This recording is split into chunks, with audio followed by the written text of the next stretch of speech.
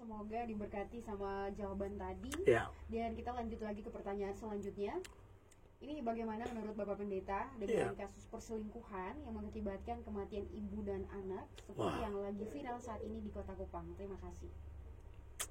Aduh, itulah.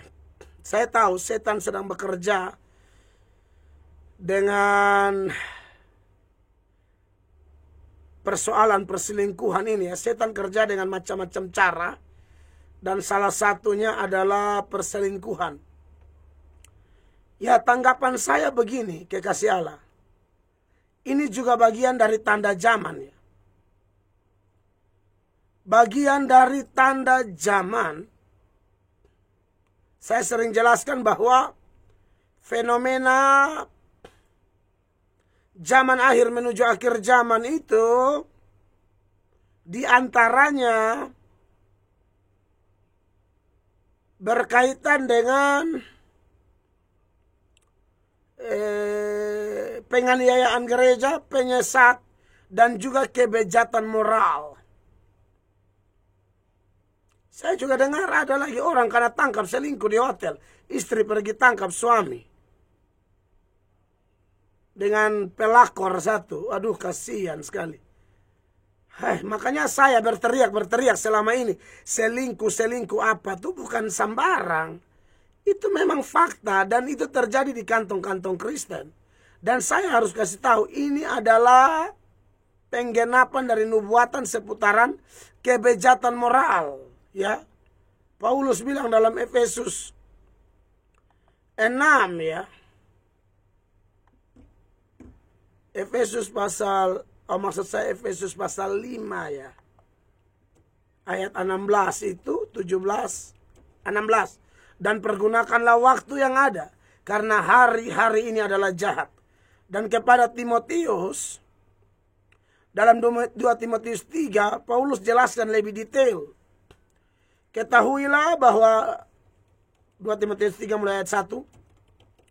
Ketahuilah bahwa pada hari-hari terakhir akan datang masa yang sukar. Manusia akan mencintai dirinya sendiri dan menjadi hamba uang. Mereka akan membual dan menyombongkan diri. Mereka akan menjadi pemfitnah. Mereka akan berontak terhadap orang tua dan tidak tahu berterima kasih. Tidak mempedulikan agama. Tidak tahu mengasihi.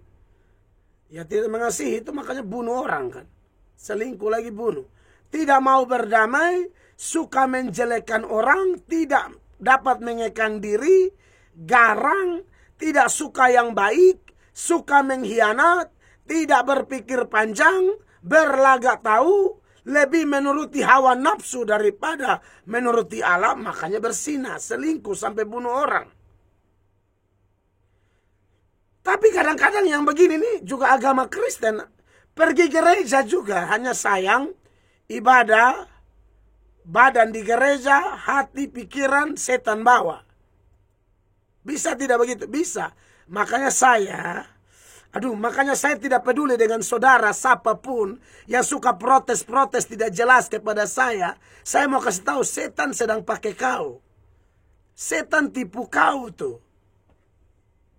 Ya. Oh, begini begono. Omong tidak ada. Kadang-kadang saya baca di channel komentar. Wih, komentarnya keren. Saya mau lihat ini siapa. Subscriber berapa. Saya cek begini. Tidak ada yang subscriber sama dia. Subscribe dia punya channel. Oh, ini baru masuk. Ini kayaknya akun palsu yang hanya mau serang saya. Tapi kasihan. Kau ditipu setan. Kemarin lagi ada satu. Langsung masuk di inbox di Facebook saya. Hei pendeta penipu. Wah, gitu katanya. Yesus itu bukan Tuhan, kau tipu banyak orang saja. Saya balas, hei anak setan. Saya balas begitu. Saya bilang, hei anak setan. Aduh, kau ditipu setan tuh, bertobatlah kau. Kalau tidak kau celaka, hancur, masuk neraka. Dia balas, wah kasar sekali, katanya pendeta. Katanya pendeta, kok kasar sekali omongan Pak Pendeta. Saya bilang itu bukan kasar, itu hanya kasih ingat posisimu. Kau lagi ditipu oleh setan tuh. Kau calon masuk neraka kau maki pendeta lagi. Bertobat kau, Tuhan Yesus panggil kau, saya bilang begitu. Lu salah orang. Kau pikir saya pendeta yang dengar begitu saya menangis, kau salah. Saya hantam tambah kau. Enak-enak, saya pendeta kalau model mati-mati angin, orang Kupang bilang, orang inja, orang tipu. Nah, makanya kenapa saya kalau orang ibadah tuh saya ibadah sungguh-sungguh. Siap fisik, makan kenyang. Jangan ngantuk. Tidak boleh tidur kalau saya khotbah. Kalau mau tidur jangan datang. Nah, begitu. Ibadah ada 3 kali kok. Kalau rasa terlalu pagi ngantuk, ada ibadah kedua. Ada ibadah ketiga. Itu disiapkan supaya Anda betul-betul datang memberi diri untuk dengar firman. Karena saya takutkan ini di ayat 5 dari 2 Timotius 3. Yang fenomena kebejatan moral ini dikatakan secara lahiriah mereka menjalankan ibadah mereka, tapi pada hakikatnya mereka memungkiri kekuatannya. Jauhilah mereka itu. Ayat 6. Sebab di antara mereka terdapat orang-orang yang menyelundup ke rumah orang lain dan menjerat perempuan-perempuan lemah yang syarat dengan dosa dan dikuasai oleh berbagai-bagai nafsu. Anda selingkuh toh? Bersina tuh. Saya tahu kok banyak orang tukang bersina di Kupang sini yang tidak suka saya. Hei, beta justru suka lu. Lu san bertobat, lu mati. Saya ini kasih tahu supaya kau bertobat. Lu tahu sagaratak bilang, beta son suka melatok. Lu kira be suka lu. Lu dipakai setan aja kok. Orang kasih tahu lu. Gaya bilang, beson suka melatok. Siapa yang butuh lu suka saya? Lu pikir lu suka saya berpelayanan saya lancar? Saya punya pelayanan lancar karena Tuhan Yesus saja. Titik. Saya tidak butuh orang-orang kurang ajar yang diajarin tidak mau bertobat. Pelakor. Tukang selingkuh. Penjahat-penjahat. Orang omong kalian bikin tingkah. Nanti sudah kena ini itu baru bodoh-bodoh. Ada satu lagi yang terikat dengan dosa homoseks. Saya kasih ingat tidak mau. Bagian sudah kena AIDS. Baru bilang, Pak Melato tolong bawa saya ke Pak Melato. Kau dari dulu kan saya sudah ingatkan dari radio ini. Bukan tidak ngomong. Ya saya tidak akan berhenti. Tidak ada yang bisa bendung saya. Kecuali Tuhan sendiri. Karena Tuhan yang izinkan saya melayani. Sepanjang saya menyampaikan kebenaran. Aduh. Tidak ada satu setan 2 binatang. Atau 2 setan 1 binatang. Yang bisa hambat kebenaran Injil. Ya itu saya. Seperti itu ya.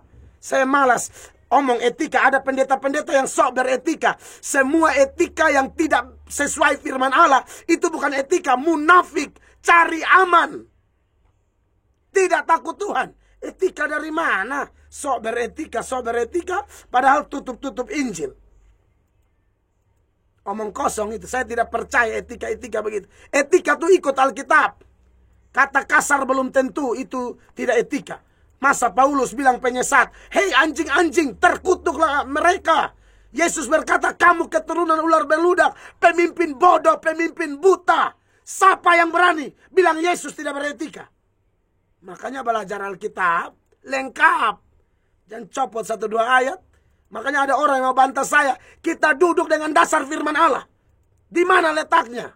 Kalau ngomong asal bunyi, kau berangkat sana. Jangan bicara dengan saya. Pikir panjang-panjang baru datang ngomong dengan saya. Kira-kira begitu. Ya. Baik, hanya itu yang bisa saya sampaikan. Tuhan Yesus memberkati. Amin. Terima kasih banyak untuk jawabannya pagi ini. Dan pertanyaan tadi sekaligus menutup kebersamaan kita di sesi kali ini. Buat kawan SKFM yang sudah mengirimkan pertanyaan dan belum sempat kita bacakan di pagi ini, belum sempat kita jawab, akan dijawab di minggu depan. Terima kasih sekali lagi dan terima kasih juga untuk Bapak Pendeta untuk kesempatan di hari ini. Sebelum kita pamit, ada yang akan disampaikan? Silakan. Baik, Bapak Ibu terkasih, besok saya khotbah ibadah 1 jam 7, ibadah 2 jam 10 pagi. Live di radio ini dan juga di Facebook dan YouTube. Lalu ibadah 3 di 5:30 sore. Saya live juga di Facebook dan YouTube. Kiranya khotbah saya yang sederhana ini memberkati Anda sekalian ya. Mari kita berdoa. Bapa di sorga, terpujilah namamu, Allah yang hidup, ajaib dan luar biasa, Allah yang hebat, dahsyat, yang tidak berubah dahulu, sekarang, sampai selama-lamanya. Terima kasih buat kesempatan memberitakan Injil hari ini. Hamba tahu ini terjadi karena seizin Allah. Mampukan hamba, beri hamba keberanian, kemampuan, pengendalian diri yang mantap, supaya hamba terus memberitakan Injil sesuai ajaranmu, kehendakmu, dan pimpinan rohmu.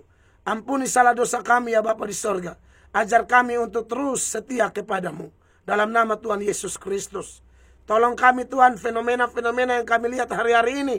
Terjadi perselingkuhan, pembunuhan, dan lain sebagainya. Dan kami sudah belajar Alkitab bahwa ini adalah tanda bahwa Yesus sudah mau kembali. Buat kami bertobat Tuhan, supaya kami tidak buang-buang waktu. Terima kasih banyak buat kesempatan yang diberkati ini. Diberkatilah Radio Suara Kupang, diberkatilah Indonesia, NTT, Kota Kupang. Tolonglah kami semua pendeta-pendeta, supaya kami berani memberitakan Injil sekaligus bisa menjadi teladan dalam rumah tangga perilaku kami. Supaya kami sungguh-sungguh jadi berkat bagi banyak orang. Selamatkan kami Tuhan. Ampuni kami yang berdosa, angkat kami yang terjatuh. Siapapun mereka yang tersinggung hari ini, ingatkan mereka bahwa kalau mereka tersinggung itu memang pas, kena, dan harus bertobat. Dalam nama Tuhan Yesus kami berdoa dan mengucap syukur. Haleluya. Amin. Terima kasih Pak Pendeta, terima kasih kawan SKFM. Kita pamit, ketemu lagi minggu depan.